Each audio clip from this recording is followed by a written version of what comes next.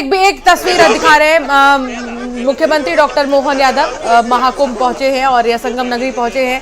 यहां पर आप तस्वीर देख सकते हैं। मुख्यमंत्री डॉक्टर मोहन यादव लगातार जो है पहुंचने का सिलसिला नेताओं का भी जारी है। भूटान नरेश से लेकर आपने उपराष्ट्रपति को भी देखा जब वो महाकुंभ पहुंचे और इस बीच मुख्यमंत्री डॉक्टर मोहन यादव जो पहुंचे प्रयागराज। बिल्कुल अंशिका, और अभी कुछ देर पहले ही जब वो वहां से टेक ऑफ हुए थे उससे पहले ही उन्होंने प्रतिक्रिया दी थी कि महाकुंभ जाना है और महाकुंभ में स्नान करना है। और महाकुंभ में स्नान करने के लिए एक समय इसलिए उन्होंने थोड़ा देरी से इसलिए भी चुना है क्योंकि काफ़ी जो श्रद्धालु यहाँ पर आते हैं उनको कोई असुविधा ना हो, इसके लिए उन्होंने अपना शेड्यूल आगे बढ़ाया था। और इस बात का उन्होंने पहले ही ऐलान कर दिया था। बहुत शुरुआती दौर में मुख्यमंत्री यहाँ पर डुबकी लगाने के लिए आने वाले थे, लेकिन कुछ कार्यक्रम में बदलाव इसलिए किया गया क्योंकि जो श्रद्धालु थे उनके लिए एक असुविधा हो जाती है। जब कोई वीवीआईपी मूवमेंट होता है तो एक प्रोटोकॉल को फॉलो करना मुश्किल होता है, इसलिए मुख्यमंत्री भी और खुद प्रधानमंत्री नरेंद्र मोदी भी बिल्कुल कुंभ के अंत में ही स्नान करने पहुंचे थे। और अभी ये देखिए कुंभ का स्नान करने के लिए परिवार के साथ यहाँ पर प्रदेश के मुख्यमंत्री डॉक्टर मोहन यादव पहुंचे हैं और यहाँ पर पूरे परिवार के साथ वो मौजूद हैं और गंगा जी में संगम में ये डुबकी लगा रहे हैं और देखिए स्नान कर रहे हैं। और यहाँ पूरा परिवार उनका पहुंचा हुआ है और आज तक की डुबकी महाकुंभ में 144 साल बाद ये संयोग बना है जो महाकुंभ इस बार लगा है। और इस महाकुंभ में मध्य प्रदेश के मुख्यमंत्री डॉक्टर मोहन यादव स्नान करने के लिए पहुंचे। उज्जैन के बाबा महाकाल की नगरी से आते हैं। महाकाल वही बाबा महाकाल हैं भगवान भोलेनाथ जिनके सिर पर माँ गंगा विराजती हैं और नर्मदा जी का जो पानी है स्वच्छ जल है, उसी तरह से निर्मल और अविरल ये गंगा जी का जल है। हालांकि यमुना जी की स्थिति दिल्ली में क्या, उस पर भी हम आगे देखेंगे स्थिति क्या। बीजेपी अब सत्ता में आई है तो बीजेपी को जब घोषित रूप से सत्ता मिल जाएगी तो उसके बाद हम क्या यमुना जी में आचमनी कर पाएंगे, जिस आरोप को लगाकर भारतीय जनता पार्टी घेरती रही आम आदमी पार्टी को देखना होगा कि वो कितना काम इस बारे में करेंगे। मुख्यमंत्री डॉक्टर मोहन यादव की सुबह की भी एक तस्वीर आई थी जब वो मिठाई खिलाते हुए नजर आ रहे थे और थोड़ी देर पहले हमने जैसे कि बताया कि सीएम विदेश दौरे से लौटे थे, बावजूद उसके उन्होंने लगातार जो है प्रचार प्रसार किया और वो भी 12 सीटों पर उन्होंने प्रचार प्रसार किया था जिनमें से 11 पर बीजेपी आगे। मध्य प्रदेश के मुख्यमंत्री को देख रहे हैं आप, जहां वो त्रिवेणी में पवित्र स्नान के लिए पहुंचे हुए हैं, परिवार सहित वो पहुंचे हुए हैं यहाँ पर और सूर्य को अर्घ्य देती हुई भी नजर आ रही हैं उनके साथ में। उन्होंने कहा इससे पहले जब मुख्यमंत्री डॉक्टर मोहन यादव जब प्रतिक्रिया दे रहे थे तो उन्होंने कहा कि प्रधानमंत्री मोदी का जनता से जुड़ाव है, बीजेपी कार्यकर्ताओं की मेहनत और देश की बदौलत ही इतना बड़ा बदलाव हो पाया है। इतना ही नहीं, मुख्यमंत्री डॉक्टर मोहन यादव ने विपक्ष पर जोरदार हमला बोला था। उन्होंने कहा कि टुकड़े टुकड़े गैंग अपनी ओछी मानसिकता से देश और प्रदेश को वर्षों से गुमराह करता आ रहा है, लेकिन जनता अब सच्चाई जान चुकी है। आम आदमी पार्टी पर भी उन्होंने निशाना साधा था और मुख्यमंत्री ने आम आदमी पार्टी, कांग्रेस और अन्य विपक्षी दलों पर तंज कसते हुए कहा उन्हें अब अंततः ये समझ में आ चुका है कि जनता की पसंद कौन है कौन नहीं है। ये भी कहा उन्होंने कि जनता उनकी असलियत पहचान चुकी है। बीजेपी का विजय अभियान जारी रहेगा। फैले हुए कीचड़ में कमल खिला रहे हैं, ये बीजेपी की मजबूत पकड़ और जनता के समर्थन का ही प्रमाण है। देखिए खुशी है, खुशी डबल हो चुकी है। एक तो 144 साल बाद जो संयोग बन रहा है उसमें उस मौके पर ये सौभाग्य की बात है कि संगम नगरी पहुंचकर यहाँ पर पवित्र स्नान कर रहे हैं मुख्यमंत्री। और दूसरी चीज कि दिल्ली में जो बदलाव हुआ है कई सालों बाद उसको लेकर भी खुशी जाहिर की जा रही है। तो ये मुख्यमंत्री डॉक्टर मोहन यादव क्या कह रहे हैं सुनिए। की तरह पवित्र है और उनका मिलन अपने आप में संगम का एक स्वरूप दिखाता है। सनातन धर्म की संस्कृति की ध्वजा के नीचे आज ये आस्था का महाकुंभ है। और ऐसे में जब हमने 20 साल जल से जीवन मिलता है और जीवन से संस्कृति पुष्पित हमारा सौभाग्य राजस्थान के तरफ से सभी जनता की बेहतरी के लिए पवित्र सभी राज्यों के लिए महाकाल सभी आयोजन मेले का मेल मिटे और स्वस्थ मन से लोग आगे बढ़े, ये परमात्मा कृपा का। तो 40 करोड़ से भी ज्यादा श्रद्धालु अब तक पहुंच चुके हैं संगम नगरी, पवित्र स्नान कर चुके हैं। संत महात्मा तमाम जो आप देख रहे हैं बड़े बड़े नेता, उनके पहुंचने का सिलसिला जारी है। प्रधानमंत्री नरेंद्र मोदी ने भी 5 फरवरी को पहुंचकर संगम में आस्था की डुबकी लगाई और अब मुख्यमंत्री डॉक्टर मोहन यादव को आप देख रहे हैं। ये बहुत बहुत बधाई देता हूं और मैं उम्मीद करता हूं कि जिस उम्मीद के साथ और जिस आशा के साथ लोगों ने उनको बहुमत दिया है वो उन सभी उम्मीदों और आशाओं पे पूरा उतरेंगे। हमने पिछले 10 साल में जनता ने जो मौका दिया हमें, उन 10 सालों में हमने बहुत सारे काम किए। शिक्षा के क्षेत्र में, स्वास्थ्य के क्षेत्र में, पानी के क्षेत्र में, बिजली के क्षेत्र में और भी अलग अलग तरीके से लोगों को राहत पहुंचाने की कोशिश की उनकी ज़िंदगी में, और दिल्ली के इंफ्रास्ट्रक्चर को भी हमने सुधारने की कोशिश की। अब जो जनता ने हमें निर्णय दिया है, हम न केवल एक कंस्ट्रक्टिव ऑपोजिशन का रोल निभाएंगे बल्कि हम समाज सेवा, जनता के सुख दुख में काम आना, व्यक्तिगत तौर पे जिसको भी जो ज़रूरत होगी हम लोगों के सुख दुख में हमेशा काम आएंगे। क्योंकि हम राजनीति में कोई सत्ता के लिए नहीं आए, हम राजनीति को एक ज़रिया मानते हैं जिसके ज़रिए जनता की सेवा की जा सके, जिसके ज़रिए लोगों के सुख दुख में काम आया जा सके। वो काम हम करते रहेंगे और हमें आगे भी इसी तरह से जनता के सुख दुख में काम आना है। मैं आम आदमी पार्टी के सभी कार्यकर्ताओं को बहुत बहुत बधाई देना चाहता हूं। वो बहुत शानदार चुनाव लड़े, बहुत मेहनत की, उन्होंने बहुत कुछ सहा इस पूरे चुनाव के दौरान, उन्होंने बहुत शानदार चुनाव लड़ा। इसके लिए मैं उन सबको, सभी कार्यकर्ताओं को बहुत बहुत बधाई देना चाहता हूं।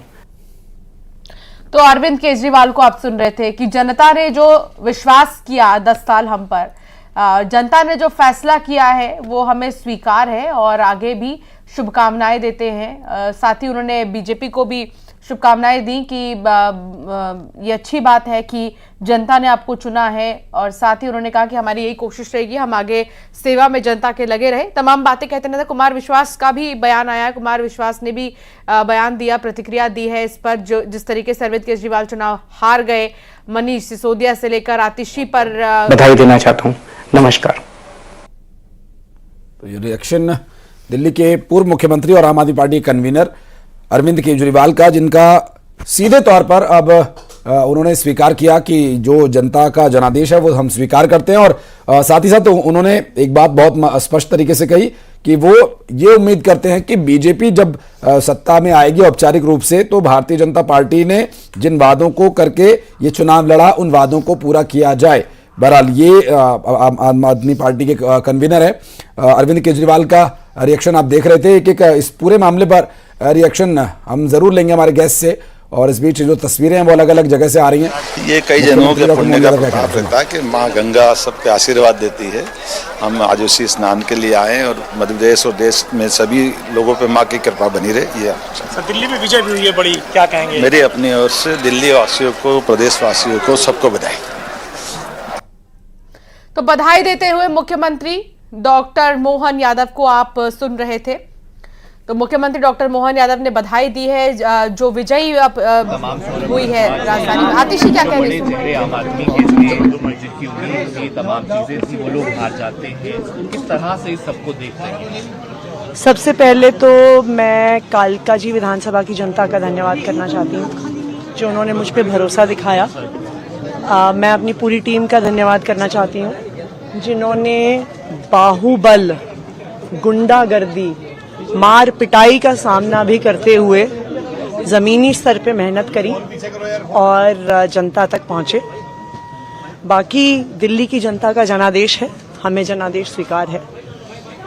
ये मैं अपनी सीट जीती हूँ, लेकिन ये जीत का समय नहीं है, ये जंग का समय ही है।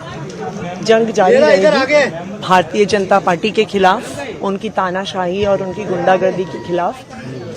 आम आदमी पार्टी हमेशा गलत के खिलाफ लड़ती आई है और हमेशा गलत के खिलाफ लड़ती रहेगी। ये ज़रूर एक सेटबैक है, लेकिन आम आदमी पार्टी का संघर्ष दिल्ली के लोगों के लिए, देश के लोगों के लिए कभी खत्म नहीं। Ma'am please again. नहीं प्लीज। तो आम आदमी पार्टी का संघर्ष जो है वो जारी रहेगा। आतिशी जो हैं वो ये कहती हुई नजर आई हैं अपनी सीट बचा ली। हालांकि अरविंद केजरीवाल और दूसरे बड़े नेता जो हैं वो सीट नहीं बचा पाए और दिल्ली का जनादेश अब बिल्कुल अब सामने है, लेकिन टैली जो है उसमें और मजबूती आ गई है। गोयल जी, मजबूती आ गई, 49 हो गए, अब 21 पे आ गई आम आदमी पार्टी। देखिए आंकड़ा बढ़ रहा है, मुझे तो हाफ सेंचुरी तरफ जाते हुए नजर आ रहा है। बीजेपी हाफ सेंचुरी लगा सकती है, इसमें कोई दो राय नहीं है। और मैंने भी केजरीवाल जी का भी वक्तव्य सुन रहा था कि हम राजनीति में सत्ता के लिए नहीं आए। अरे सत्ता सुख भोगने के लिए तो आप आए थे, तभी तो आपने जेल जाने के बाद भी सीएम पोस्ट से रिजाइन नहीं किया। अगर आपको समाज सेवा ही करनी थी तो आप एनजीओ बना लेते, किसी कोई संस्था बना के आप समाज सेवा करते रहते, गरीबों का उत्थान करते। पर आपने वो सारे कार्य तो करे ही नहीं। आपने तो करा, आपने सिर्फ विकास, अपना शीश महल बनाया, 80 लाख के पर्दे लगाए, 12 लाख के टॉयलेट सीट लगा दी, करोड़ों रुपए का हर जो भी दिल्ली के अंदर विकास के कार्य हुए, मोहल्ला क्लिनिक के नाम पे करोड़ों रुपए घोटाला हुआ, फर्जी जांच दिखा दी सैकड़ों लोगों की, जितने लोग वहां गए नहीं पेशेंट उससे ज्यादा जांच के पैसे उन्होंने सरकार से वसूल लिए।